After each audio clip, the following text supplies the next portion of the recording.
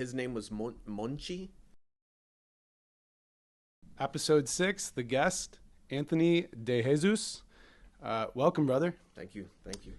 So Anthony and I had the opportunity to meet on the Power Book Force series.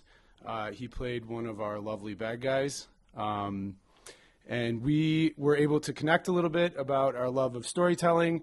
And we've kept in touch and continue to hope that we get to tell more stories together. So we're doing it today. Yeah.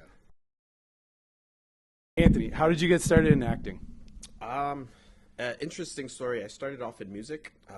My dad owned a recording studio, so that was like kind of the caveat that set me into the industry.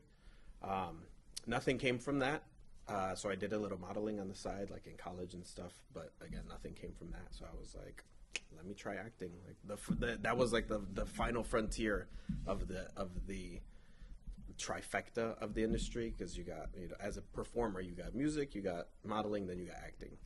So I was like, let me just see what there is to it. So I started doing background with the Chicago series, so the Fire, PD, Med. After that, I was kind of looking how to get more into the scene. And it's funny because when Craigslist was a thing, I posted something on Craigslist and I was like, hey, looking for an agent, like trying to make my way into the industry. Somebody responded. They were like, you're not going to get an agent this way. What you have to do, and they literally, step by step, which, like, I'm so thankful for that random person that responded. They were like, you got to get headshots, send them out to all the agencies, like just Google agencies in Chicago, like copy paste, put them on envelopes, send out your headshot and resume. They were like, after 1 week, if you don't hear anything, send a different look. After the second week, he was like, you'll probably hear something, but if not, third week, do it again, different shot, different look. By the second week, I had 2 agents, and I had auditioned for 4 in total, 2 of which I landed. So that was how I got started. Damn, that's a hot start. Yeah. If he's batting 500 on your first 4 attempts, that's impressive. Yeah, thank you. Yeah, I guess I had the look, and then I was just doing a bunch of like student films as well to just build my resume. So I was going hard in terms of like, looking at auditions for student films and reaching out to people in like that I started.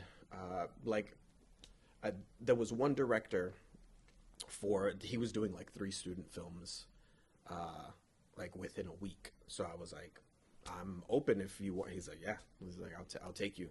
So literally in that week, I had 3 short films, added to the resume, which was great because without that, I wouldn't. Agents, I feel like they don't look at you unless you have something under your belt. So that was nice. That's awesome. I totally agree with that too. You wanna have something to show them. Did you do any kind of like stage work or performance work prior to that? Like on your come up, did you have any plays or shows that you did? No. I literally jumped into the film industry. I didn't. I've always thought about theater, and the other reason I got into acting was growing up, people were like, "Oh, you're such a character. Like you should be an actor." And it's one of those things where it's like you hear it and you kind of it's whatever. Like thanks, but like there's no weight to it because it's it's said kind of like in passing. But once I made it into I think it was my first. So Chicago Fire, Chicago Med was the first TV series that I booked. After that, I booked a theater production, and it was in Humboldt Park for the Urban Theater Company. So that was my first theater production that I was involved in. Which character did you play? His name was Monchi. It was the play was called La Gringa, and it was about a Puerto Rican that was born in New York. But since she was born in America, when she would return to the island, she was essentially American. But when she was in New York, she was Puerto Rican, so she wasn't American. So she was trying to figure out where she fit in. And I played the boyfriend. For the record, though, Puerto Rican is American, correct? Correct. Yeah, Yes, Puerto Ricans are United States citizens. Yeah. Right, yeah, for sure. But being of Latin descent, it's like, oh, you don't belong here. You're not, And your character was La Moncha? Monchi. Monchi. What was his role? So Antagonist, protagonist? I was the boyfriend. Oh, nice. So I was just a side character. So I played the love interest, who, when she first arrived, I had a relationship with her aunt where I was kind of like the delivery boy for the neighborhood. So I would come and I'd bring her groceries and stuff. And I had like my own plantation farm in one of the rural areas. So I would do deliveries to all the neighbors. And when she was there, she saw me walk in and we kind of like started talking, and then, there was one scene where I showed her how to like, till the farm and like pull up roots and vegetables and stuff. So that was cool. That sounds very cool. Yeah. And how long did the run, or how long was the run? I think it was like 2 months. Yeah. Damn. It was like 2 months. Then they extended it for another month, I think. So that was a little encore. Yeah. It was cool. In the Chicago Reader, like, it got praised like really well. So they decided to do like just keep it going for like another month. So that was cool. Do you still try and land roles in plays and those kinds of performances? I've thought about, and I want to get back into theater. And I don't know if you know anything about theater versus film, right? Like they're two completely different worlds. Yeah, my start was more on the thespian side of it. So okay. I did plays and on stage and that kind of performance art for my start. And then had a family member that exposed me to this side of it, obviously more of the stunt performing side of it. And then I've done on-camera performance as well, but another big performance inspiration, or a big part of what I enjoyed most about performing, was I did the Second City program, and that was awesome. Yeah, for sure. A lot of people are telling me to get into Second City, which I'm like definitely considering. I haven't done. There's not a lot of comedy in Chicago, but I want to get into comedy. Like I feel like I would do well with comedy. But as a theater person, when it comes to theater, like the way ensembles work and the way like theater production work is totally different than film work, right? Like essentially you're shooting an hour-and-a-half scene. Right. Yeah. But you get to mess up, when you're on film, if something happens, it's like, all right, cut, reset, take it again. But when you're on stage, I was telling one of my friends, I was like, when you're on stage, you have to have a good scene partner. Yep. Because if they can't save you, you're fucked, right? Like, there's nowhere to go. You either have to catch yourself, or you have to wait for somebody to catch you, or, if you get lost. I remember one time, one of my scene partners, she forgot her line, and I kind of was like, and we were just waiting, like it was silence for like 5 seconds, right? But it felt like 10 minutes. Sure. And I was like, oh, so how was that, redeliver the line or something. Yeah. I fed her, like whatever keyword that she was supposed to say. Right. And I think she was supposed to say something about like a job interview. And I was like, oh, so how'd that job interview go? And she was like, oh. So then she got back into it, and then we kept rolling. But something happened where she would, like, I was watching her, and she just like spaced out. and like just totally forgot where she was. Like didn't realize that like we were in the scene and that it was her turn. So, and that's the difficult part about theater, and like my hesitation is like, fuck, if I mess up, like hopefully I have a good scene partner to catch me and be like, hey, so you know, what did you get up to? And it's like, oh shit, oh yeah, you know. You would absolutely love Second City. Yeah, it's all about scene partners. I'm sure heard yes and yeah. That's so much about keeping the flow of the scene where you don't deny whatever direction your partner is taking the scene in. You take it and you plus it, or you take it and redirect it or whatever. But that flow is a big part of the takeaway from doing it. I want my kids. I feel like that should be part of like a core curriculum. It's think on your feet, interactions. It was something I enjoyed a ton. But career-wise, it was hard because I was very established in the stunt realm already, and giving time to something that you don't know if it's going to produce fruit, I guess is the best way to say it. Was tough, but yeah, check it out. It's awesome.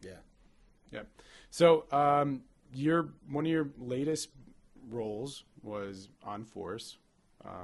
Tell the audience a little bit about that. Where do I start? It was interesting because I auditioned for, I think it was like 3 different parts in one audition. The way they did it was they sent you, it was essentially one giant side with different scenes, but each scene was like a different character. And when I was watching, when they released the series and I was watching it, I was like, oh man, I auditioned for that role. And I remember saying those lines and like reading them on screen for the audition, but I didn't land any of those roles. I ended up getting a totally different role that I didn't audition for, and it was a 2-episode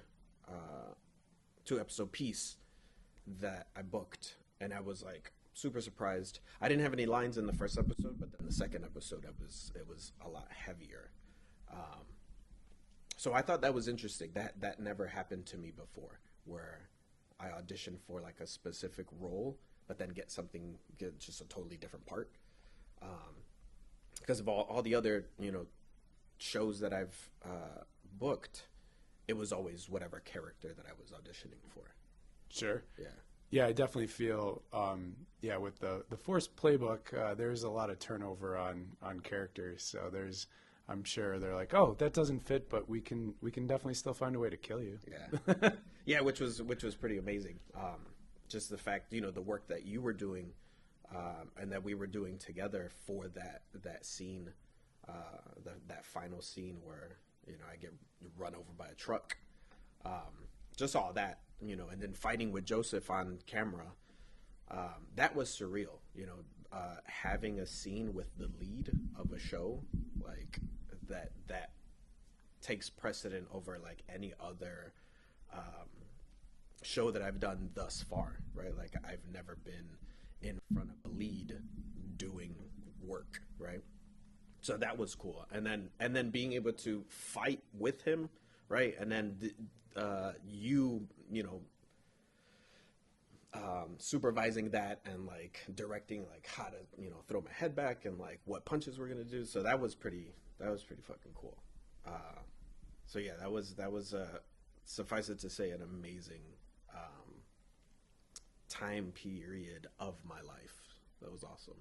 More to come, of course. Yeah, of course, definitely. All right, so would you rather play a protagonist or an antagonist? I would love to play any type of like hero character, but I play better as the villain. Like it's weird. Like I've auditioned for both, and every time I audition, they're always like, "Man, you make a great villain," And I'm just like, it's nice to hear, but it's a catch-22, right? Because it's like, who wouldn't want to be, the hero and play, Spider-Man to as opposed to, Doc Ock, right? It's like, of course, who wouldn't want to be Spider-Man? Yeah. But at the same time, it's like, I mean, whatever works, right? Like, if that's, you got to lean into what you're good at, right? And what essentially, like you were saying, what works on scene, right? That's what you're going to get chosen for. Totally. Playing a hero well is not as good as playing an amazing villain. I totally agree. Yeah. Yeah, there's one of the feature scripts that I wrote, the protagonists carry the story, but in casting decisions, it's all the antagonist. Like it's for my action script. It's called Goal, and the main character is Manny Wrinkleton, and he's going to carry the story, right? Because it's a concept of if you have two protagonists that are otherwise like pure of heart, how can you have them stealing? And Right. it's the Robin Hood story. It's like if the person they're stealing from is so bad that like every time you see them you want to spit. It's Yeah. like, oh yeah, you can rob his ass. Yeah, it's like, fuck it, why not? Yeah. Fuck that guy. Right, especially because if that's how your audience is connecting, the majority of the audience is going to connect with the protagonist. Right. And yet some of the most iconic roles are hands down the antagonist. Yeah. I was talking to one of my friends, and I was saying that without the villains, the hero doesn't face the challenges that he needs to in order to become the hero, right? Like, there's obstacles that the antagonist creates for the protagonist to find themselves, right? And again, if you're, Loki, right? Tom Hiddleston, Yeah. but great actor, great villain, right? And then there's always that possibility of the antagonist becoming the protagonist, right? Again, Yeah. Loki, for example, right? At the end of his story arc, he essentially becomes a type of hero. So there's so many more routes that you can play with the villain arc, and then always the villain origins, right? At some point he was the good guy and he was trying to do right, but then he got screwed over, and now he's that was his origin story, and now he becomes the villain, and then he sets off the origin story for the next hero, and it's an interesting cycle, like when you think about it, how it just my daughter, my youngest, she did The Wiz last year, and going into the audition, she was like, "I'm going after Dorothy," and I'm like, "No crap!" I'm like, "You're typecast, Dorothy." Yeah. I said, "You need to audition for the witch." She's like, "Why? Like, why would you do that?" And I'm like, "Because that's an acting challenge. Like, if you go in, you have to put on a performance and you have to become a character if you're going to play the witch." Yeah. And so she's like, "Okay, I think I'm gonna try for it." And she came home and she's like looking dejected, and I'm like, "What happened?" And she's like, "I got Dorothy." which is interesting, right? Because essentially that's what she wanted at first, but then when you get it in your mind that you're like, "Oh man, like I'm gonna play this role, I'm gonna kill it," and essentially you do, but then you book something else, and it's like, "Oh, I thought I killed it, but they liked me for a different role." Yeah, and that's right. Even like you just alluded to, if Anthony gets the role of Spider-Man, it's like dream come true. But you're probably not going to have to reach like deep into your bag of tricks to play, the role. Yeah. Whereas if it's like Doc Ock, it was Willem Dafoe, right? That played Doc Ock. No, he was Green Goblin. Oh, Willem Green Dafoe. Goblin. Yeah. But even then, that's a great example. It's like that was a very memorable performance. Yeah. And, to the point that you have like some empathy with his story because it's performed well, and then he's still bad. Yeah, exactly. Cool. Cool. Well, you've never done this exercise with me. I didn't even know we were going to be doing an exercise. Yeah, we're gonna write a little short story here. But so, I've done this exercise many times over the years, and every time I alter it a little bit, the same premise is going to apply. It's going to be 15 minutes worth of writing. You are going to help me build the character. You're going to help me build some of the stuff that's going to happen with our character. At 7.5 minutes, you're going to pause my phone, which we'll put up, and you're going to tell me what happened in the story. And there's just no wrong answer. So you can have anything happen in the story, and I'm going to write it in. And then you'll give me a second. I'll write down the note on what's going to happen as our plot twist, and then you'll hit start again. And in another 7.5 minutes, we're going to have a whole story about the character that you and I had just created. Same disclaimer as always. Some of these are fucking home runs. Some are not. But I'm going to steer you a little bit, because the last couple that I did with a little bit of steering gave a better workflow, like gave more opportunities for the character to like really rise up. Yeah. But seeing that you and I just had a really cool conversation about characters and whatnot, I would like to start. This question's not on here. This just came into my brain because we were having fun. Do you want to write a good guy or a bad guy character? Let's do the villain. Yes. Yep. Okay. Perfect. How apropos. I've never asked that question, but like it was clearly on our heads, and I'm like, oh fuck, let's start with, but let's direct it if we're gonna make this guy, the go and win, or maybe fuck him up. I don't think we need it. Do you want to put a genre to it? Just leave that one. Yeah, that one. I feel like it. With. Yeah, it'll work itself out. Cool. What's the name of our villain? It's interesting because there's so many. Like I've thought about this before, and I'm like, there's like every name has been taken, right? Like just all like the cool superhero names. No, even the villain names. The coolest villain name is the one you're going to give me right now.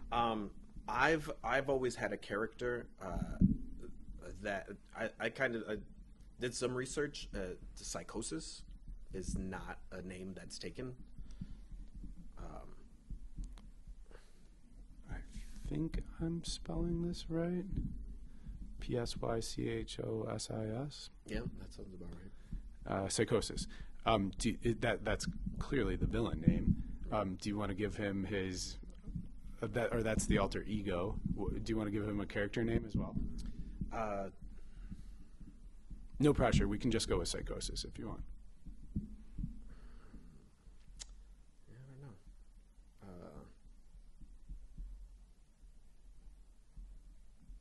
don't know. The Victor Fremont is the only the first thing that popped into my head. You mean Psychosis? Yeah, I love it. Victor Fremont or Fremont? Fremont. Love it. How old is he? I'd say 32. Relationship status? Widowed. Oh, that's perfect. What's his job?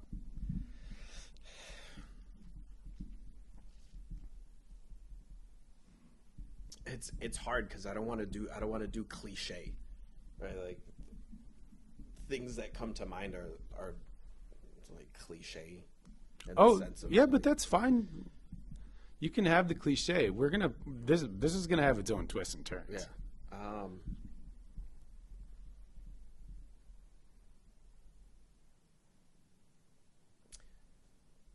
Let's do a doctor. Specifically surgeon. Love it. What's his dream job? CEO of the hospital that he works at. Does he have a pet?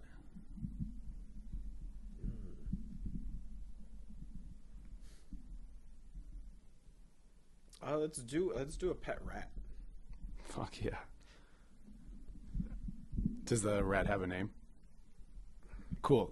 We'll go on to the next one, and if you come up with it, great. And otherwise, like, pet rat is also a really good name for a pet rat. Right. What's your name? Pet rat. PR for short. What does Victor Fremont, aka Psychosis, think of himself?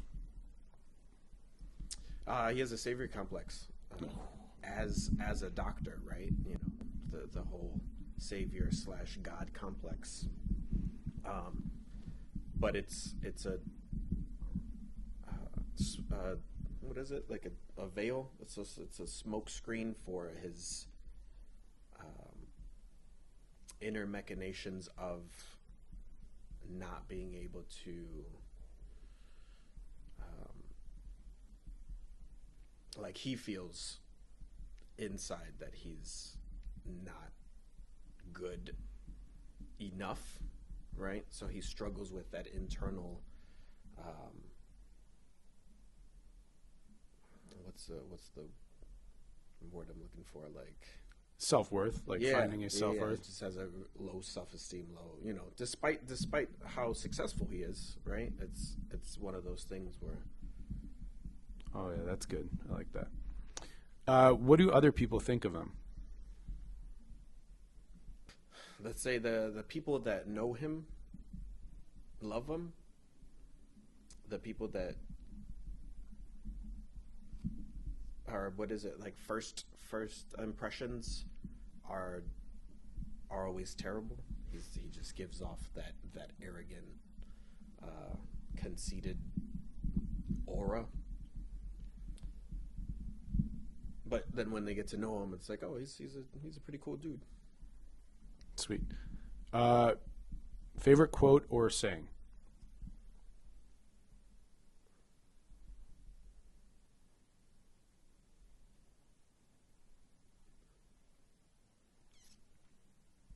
I don't leave chance up to God. I leave it up to me. I love that. What does he do on a Friday night? Was this before or after he was widowed? Current, definitely current. Current? Yeah, okay. Yeah, definitely. He's sitting in front of the TV with a glass of wine, and his pet rat is on his lap and just gently caressing while spaced out, in front of the TV, contemplating on what could have been. Give me an adjective, a descriptive word.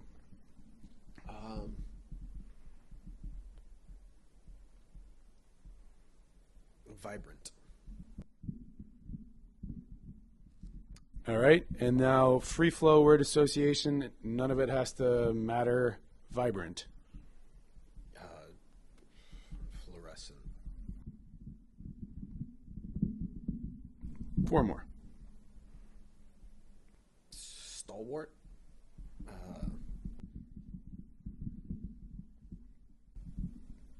They don't all have to be like synonyms or anything. It's just what it's supposed to be, like inspiration. Vibrant. Yeah, I'm trying to think. I'm like, I have vibrant in my mind, and then I'm like, what does that mean to me? What comes to mind? Powerful. 2 more. Hope. 1 more. I'm trying to think, like light at the end of the tunnel. Like, what is that? What would be a good word for that? Goal. The light at the end of the tunnel. More like in the death sense. Like when people see the light at the Closure. Closure. Yeah.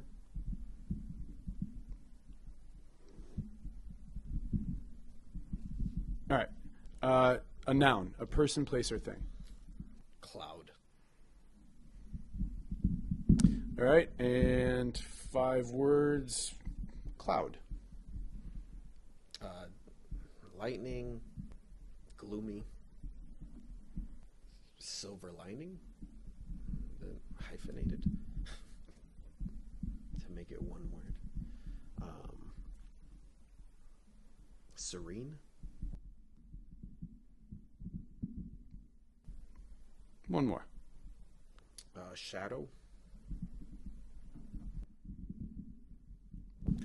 Complete. Ooh. I like this. Yeah, I'm excited. Victor Fremont. Here we go. All right. As always, I'll hold this up. I'll do something in post where I get a nice little punched in shot of that. But yeah, it's all handwritten. Anthony, from Anthony's brain to my pen. Now we're going to write a little story. You can go on your phone. You can do whatever. Just so you know, in post, I speed ramp it. So it's not, people aren't sitting there watching me write for 7.5 minutes. Yeah. It'll just be like quick cuts between you and I. And it's more so, again, to show that this is all homegrown stuff. Two people that love the craft of storytelling coming together, collaborating, making something fun. And again, fingers crossed. And also, if Victor Fremont turns out with a pretty solid short, we are going to make some of these very soon. So let's get this going. Can I give you prompts for the story writing? What do you mean? So, for example, like for his villain arc. Hold off on that, because here's the thing. We'll do this one and we'll do the twist at the 7.5 minutes, and then what everybody that's come on early on, all of the early adopters, I really hope that they all get to come back and we get to do more of these, because there's certain ones that we would do a whole nother rewrite on the character that they originally created, and then there's other ones that we would completely scrap and be like, let's do a fresh shot at this, where I would probably give more steering, just to put everything in a format that makes it more successful, because the writing exercise is difficult as it is, and so then the more that we start to pre-plan it, obviously the more likely it's going to be successful. So I would say for the first go at Victor Fremont, we are going to just give a go at it, and then we'll see where we get. And then next time, because you're going to have to come back now, we'll have you give me a story arc, because I fucking love that. That's one thing I've said multiple times. I'll continue to say it as we start releasing all of this. Again, we'll have links to this as we start putting out some of our social media stuff. We are building the library right now, but we'll have a whole bunch of interviews for all the people that want to see how the stories are created and whatnot. And I've said over and over, I am not going to nail any of this stuff on the original tries. We're going to take all sorts of feedback and make it better. Anthony just gave a brilliant idea where we have a character arc that I follow, and we'll do that at some point. All right, so kind of find it, just hold that up kind of over there. As long as that should be in frame.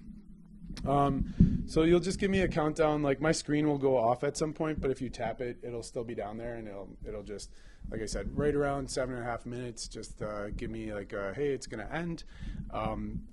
When you stop it, just so you know, I'm gonna finish whatever thought that I have, and then I'll completely give you my attention. I will ask you what just happened in our story, and then somehow try and work that in where it still makes the story fucking awesome. All right. So fingers crossed. Ooh, Victor, let's go! Oh, here. Once you start it, it won't go away. Yeah. So at 7.5, prompt you and then just stop it? Like right around 7 minutes, just be like 30 seconds, and then, oh, perfect, there we go. No countdown. Actually, give me a countdown. So just stop, reset it.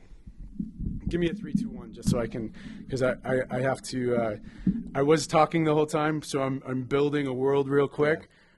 I think I have it. Let's give me a 3, 2, 1. I jumped the gun a little bit on that one. It's all good. All right, ready? 3, 2, 1. Awesome. let's say the people that know him love him. The people that are, what is it, like first impressions are always terrible. All right, we have hit the halfway point in our story. Oh my gosh, like, wow. Yeah, I have a lot to say. Victor, oh man, he good. Or is he? Oh. I have 3 of the 11 words I have not yet included in the story. That'll be a slam dunk. They'll all be in there. I have quite a few of our things that we've talked about in the story so far. Yeah. So I think it's a good flow. More importantly, what the fuck just happened in our story? Yeah. No, you tell me. Oh. This is the point where you inject something into the story. There's no wrong answer. Some people give me hard shit. Some people give me easy shit. It doesn't really matter. It's a plot twist that you're going to tell me what just happened. How do I, without knowing anything of what you've written? That's the beauty of it. That is the ultimate.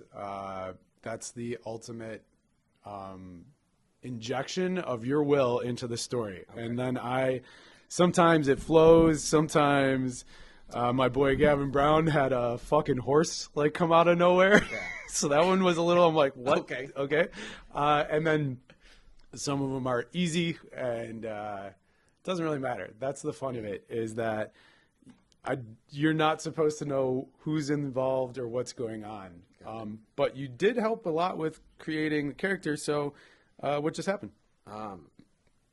So what I had been thinking about while you were writing, one of the things when I first prompted it, and I was like,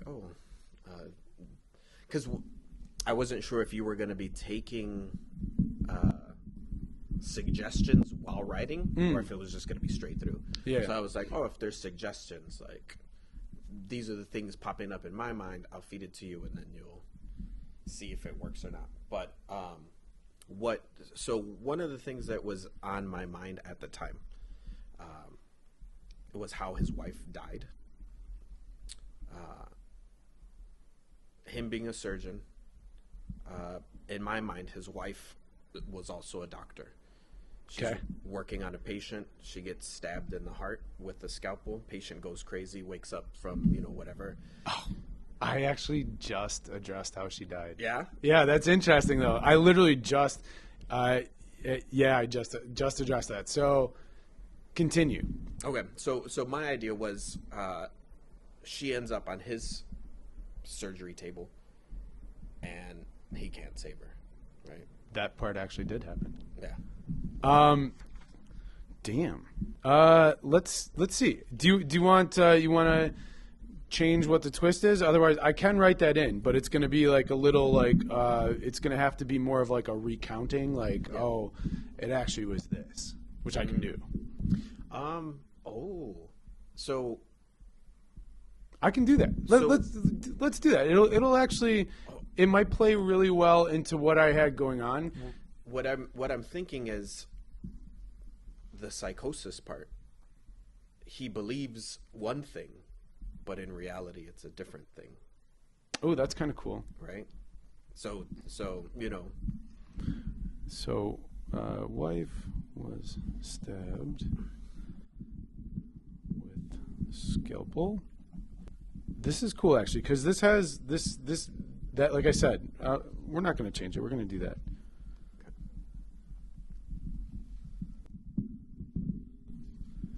All right. Give me a count in, and let's keep doing this. And then, whenever you're ready, 3. So another 7.5 minutes. Yep. So at 15, just or right before, like 14 and a half, just let me know, so I can start building it to the crescendo, and then we will. We'll go from there. All right. Ready, set, and go.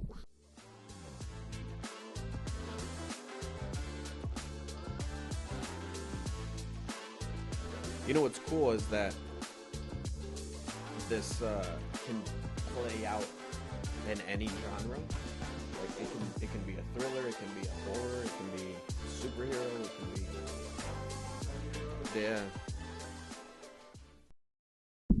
Boom. Awesome. We now have a story about Victor Fremont, aka Psychosis, and ooh, it's gonna whet the appetite. All right, so there's two things, brother. One, give me an autograph somewhere over here or at the top. I've had everybody that's done it sign them, and one day I hope to have a pretty dope collection of these. Maybe they'll be worth something for my kids. I don't know. That'd be awesome. All right, cool. One last question. This is something that I intentionally saved for you. Who do you see playing the role of Psychosis? I didn't have that lined up in my mind. No problem. You can. Oh, and here, everybody. It's another 100%. Everything that's on there is in our story. So that's my writing flex. Go ahead, take a look at that. I'm gonna make some copies of these, and I'm gonna highlight it. You are gonna read all the stage directions and the main character. I'll read the secondary characters. Okay. All right. Anthony is going to be reading our stage directions and Victor, and I'll be playing Hunter and one other bit part at the very end. Let's read our story. All right. External hospital, night. Victor Fremont is exiting the hospital to clouds and lightning, a gloomy finish to a long day. The hospital CEO, Hunter, approaches from the shadow. Victor, what is this bullshit I'm hearing about you seeking the CEO position? This hospital was once a vibrant hub, a stalwart in patient care, and a beacon of hope. We're all of these things and more. You're too powerful, Hunter. You have a, hand-picked board that cowtails your every move. And you're bitter and bored, lacking closure because your wife died under your care. That's a bullshit low blow. Chances of survival with a transplant of that technical difficulty are less than 6%. Maybe you should have prayed a little harder then. I don't leave chance up to God. I leave it up to me. The surgery wouldn't have even been attempted had she not been stabbed with the scalpel during her own work. I knew you had psychosis, but I've never fully witnessed it. There was no attack on her. Liar! I'm not Psychosis. Hunter passes like he's seen a ghost. Pauses. Oh, Hunter pauses like he's seen a ghost. A fluorescent sign blinks vacant. Did you say you're not Psychosis? No. What? That fucking vigilante killing drug company CEOs? Life was serene. We were happy. That lunatic that stabbed her was doped up on oxy. We need to get you help. There can still be a silver lining to this story. As they talk, a man stumbles from the alley, frothing at the mouth. He's OD'd. Victor springs into action. Are you okay? What happened? The man opens his mouth, his hand revealing pills. Fuck. What's your name? Munchie. The end. Munchie had a falling from grace. Nice. He's also not in Puerto Rico anymore. Yeah, for real, he's migrated. He's looking for his love. There you go. And it's now Oxy. What do you think? Yeah, that's cool. That's awesome. Definitely excited. Yeah. This would be a very, very easy one to write a follow-on scene for. Yeah. That's the fun of it too, is that there's when I'll show you these in a second. I'll rewrite it and I write an intro to them. So when we go to shoot the shorts, hopefully we get to do this can be Psychosis, it could be Widowed. Like, I already have like titles. Yeah. And then I write an intro. And so you'll have to come back and play Victor Fremont, and then you'll read the intro. Like, you'll narrate the intro as well. So like I'll give like a fun little like I'll do like sometimes I'll do like a rhyme or a song. Sometimes I'll do like something like poetic.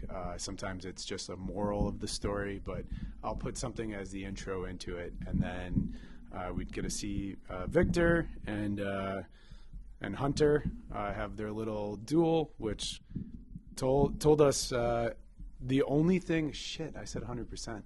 I forgot to talk about PR, Pet Rat. Oh, gosh dang right, it! yeah. But I picked the location because when I was looking at your words, it's like cloud, lightning, gloomy. I'm like, he has to be outside, or he's got to be dreaming, or something like that. So I picked it for the outside, which also kind of makes it fun. Even like with the fluorescent sign blinking, I'm like, oh, vacant. Like his brain's not here. Like he's remembering something different. Foreshadowing that. Yeah. So fun little things that we just little twists and stuff, and then to break up the scene or to end it or whatever, I'm like, I fucking have to introduce Munchie. I'm like, sorry, dude. Sorry he's ODing, but maybe we'll do like maybe I'll do something fun with like how I shoot it, and you can play Victor and Munchie. Yeah, for sure. Just the stumble out. It's the fucking drugs that also killed my wife. Yeah, there's a lot of twists that you can like throw in. 100. Just with the premise of it. Yeah. And when I do the rewrite, like actually taking it from the paper and then typing it out, I embellish. Like I try and make it better. So it's like it's like a partial rewrite too. Like all of the core structure of the story stays very dialed in, but like if there's like an extra little witticism or something that can just elevate the story a little bit more, I do that. So because then everybody's character has a little bit better chance of getting made. No promises though, because this shit is going to cost money. So I'm going to pick the best 3. Yeah. And Victor's high up on that list. Yeah, for sure. Because there's also when I go back to rewrite it, there's no pressure of a fucking clock and like trying to include all of these little nuances and details that. Like I said, that's part of the flex on the writing exercise is that it's very, you're trying to check a lot of boxes in a very short amount of time. And you can't write a 10-episode series from just one sheet of paper, right? No, you gotta. No. So yeah, it takes time. It takes, and shit, even this right now, what you just did, like that's difficult. Like it's not easy. Well, did you feel like you were drawn into the storyline? Yeah, from what you wrote, yeah. Exactly. But you know, people at home think, you know, oh, it's easy. Like I could do that, and it's like no. Yeah. Like writing is a science and it's a skill. Yeah. It's a talent. Like it's not like you can write it. Anybody can write a short story, right? But again, to make it engaging, to make it like make sense, right? Like it's not, especially with just 15 minutes. Like, it's not easy to do. And there's no, that's like the show the paper and stuff. There's no pre-planning on this. Right. All the inputs came within minutes of it, and I'm sure at some point if I get to continue making these, like as people are writing, you'll probably start seeing me like staring off. Maybe not because I got to cut it together, but I'm literally visualizing the shit as you're saying it. Like, ooh, how is this? Which was also fucking really, really cool about your twist. I literally, on the page, you saw it, I had just wrote in, like, that was, like, because the jab from Hunter was like, you know, you've been fucking lost since your wife died under and he's like, that's a low blow and whatever else. And I had just wrote that, like, he was doing a transplant surgery. And then you're like, but she actually, and it's like, oh, wait, but that's great. Like, at first I'm like, wait, I mean, the story's going to be kind of redundant. And then, like, literally, I was like, oh, it can be a recall. And you're like, it can be a recall of his psychosis. And I'm like, oh, shit. No, it's all like, now. And then he has a slip of the tongue where he's like, I'm not psychosis. And he's like, I didn't say that. I said you were experiencing psychosis. Dun, dun, dun. Dun, dun, dun. Yeah, Victor. Woo, yeah, that's awesome. Yeah, because we didn't even get to see his actual alter ego. Right. Yeah, that's still the Bruce Wayne part of the Batman or whatever. It's just him, you know, after a day. But then, you know, there's the like you were saying, the hints to it within the scene itself. Right. Where he's like, you know, the vacant sign, and then it's like, you know, yep, there's something missing. Yeah, you see it where it's like, missing. Something about this guy. Yeah, and that's fun too, because like it does. I don't like intentionally structure the writing, but doing productions a lot. There's also a big thing about where you put the story to take place to actually be able to make it.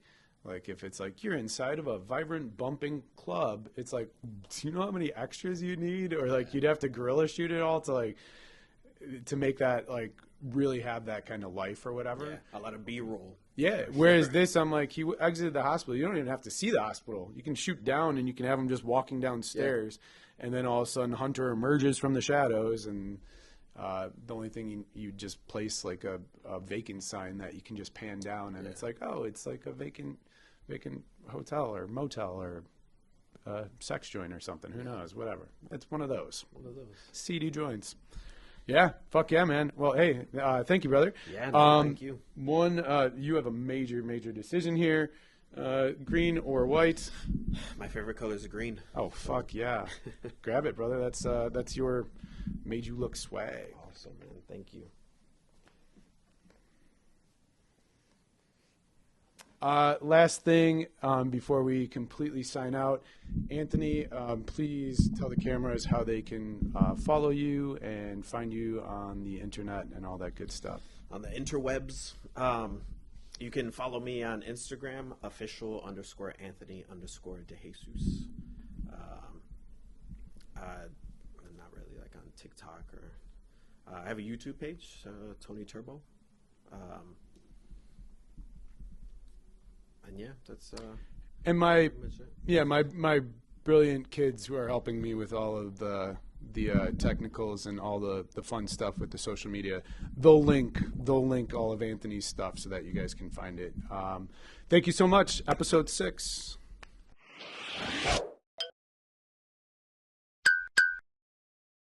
His name was Monchi.